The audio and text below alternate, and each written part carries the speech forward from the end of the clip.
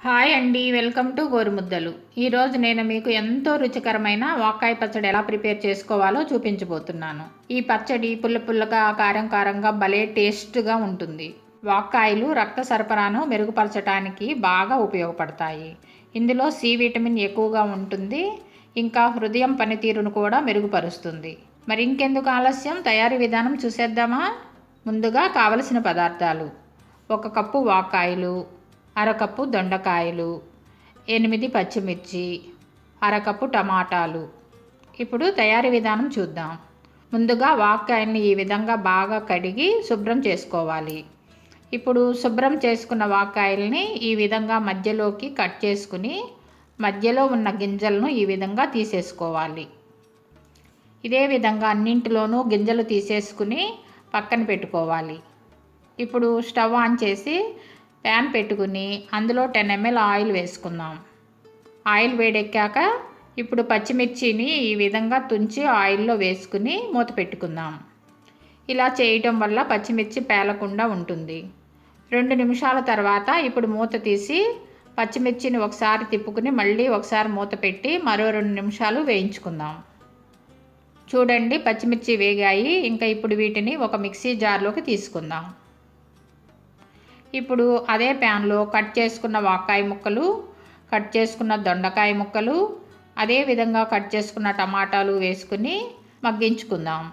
ఒకసారి అంతా తిప్పుకున్నాక ఇప్పుడు మూత పెట్టి ఒక 10 నిమిషాలు మగ్గించుకుందాం.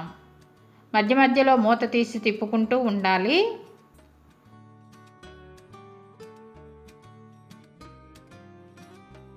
చూడండి, ముక్కలు ఈ విధంగా మగ్గాక ఇంకా ఇప్పుడు స్టవ్ ఆఫ్ చేసుకుని వీటిని పూర్తిగా చల్లారనివ్వాలి. ఇప్పుడు మిక్సీ జార్ తీసుకుని అందులో 1 టేబుల్ స్పూన్ కళ్ళుప్పు, 1 టేబుల్ స్పూన్ చింతకాయ తొక్కు, ఇంకా 4 వెల్లుల్లి రెబ్బలు, 1 టేబుల్ స్పూన్ జీలకర్ర వేసుకుని ఒకసారి గ్రైండ్ చేసుకుందాం. ఇప్పుడు ఉడికించుకున్న ముక్కల్ని ఇందులో వేసుకుని కొంచెం కచ్చా పచ్చిగా గ్రైండ్ చేసుకుందాం. ఇప్పుడు తాలింపుకి వేరొక ప్యాన్ పెట్టుకుని అందులో 10 ml ఆయిల్ వేసుకుని ఆయిల్ వేడెక్కాక 1/2 టేబుల్ స్పూన్ ఆవాలు వేసి అవి వేగాక ఇప్పుడు 1/2 టేబుల్ స్పూన్ పచ్చిపప్పు, 1/2 టేబుల్ స్పూన్ మినపప్పు, 1/2 టేబుల్ స్పూన్ జీలకర్ర, 3 వెల్లుల్లి రెబ్బలు, 2 ఎండుమిరపకాయలు వేసుకుని తాలింపు వేగాక ఇప్పుడు కొంచెం కరివేపాకు వేసుకుందాం.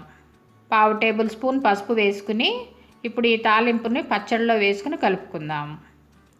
ఈ పచ్చడి వేడివేడి అన్నంలో నెయ్యి వేసుకుని తింటే పుల్లగా కారం కారంగా చాలా రుచిగా ఉంటుంది. ఈ వాక్కాయలు మనకి వర్షాకాలంలో మాత్రమే కనిపిస్తాయి కాబట్టి వీటి టేస్ట్ని మిస్ చేసుకోకండి.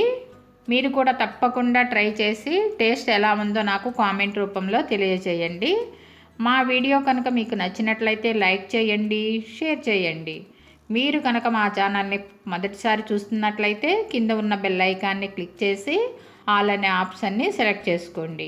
అలా చేసుకున్నట్లయితే మేము పోస్ట్ చేసే ప్రతి వీడియో మీకు నోటిఫికేషన్ రూపంలో వస్తుంది. Thank you.